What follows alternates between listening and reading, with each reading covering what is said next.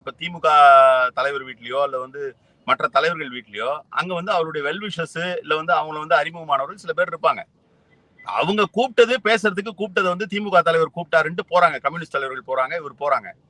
அங்க இருக்கிறவங்க இப்ப நான் தலைவரை சந்திக்க போறேன். சந்திக்க போகும்போது ஒருத்தர் வந்து சொல்றாரு, இது மாரி உங்களுக்கு வந்து இது மாரி ஏதோ ஒரு பொறுப்பு குடுக்க போறாங்களாமே, அந்த மாரி பேச்சு அடிபடுது அப்படின்னு அங்க சொல்றாங்கன்னா, அது தலைவர் சொல்லியிருப்பாருன்னு இல்ல.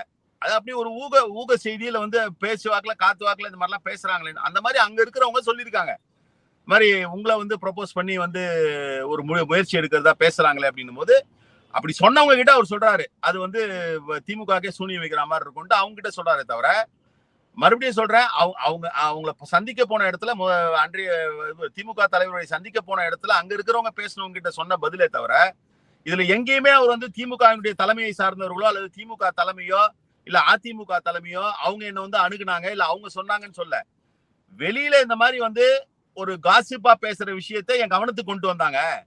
கொண்டு வந்தவங்க திமுக தலைவர் இல்லத்துல அவங்களுக்கு அறிமுகமானவர்கள் அங்க இருக்கக்கூடிய முக்கியமானவர்கள்ல சில பேரு.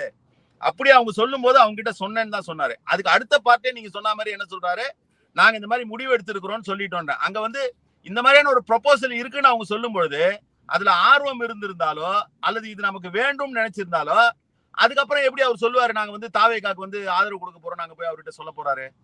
சோ அவர் வந்து அதை ரிஜெக்ட் பண்ணிட்டாரு. அந்த ப்ரொபோசல்ல வந்து இவரை கன்சல்ட் பண்ணாங்களா இல்லையான்றதுக்கு அவரே கிளாரிட்டி கொடுத்துறாரு. என்கிட்ட யாரும் அதை பத்தி பேசலன்ட்டாரு. இன்னைக்கும் சொல்லிட்டாரு அறுதிட்டு.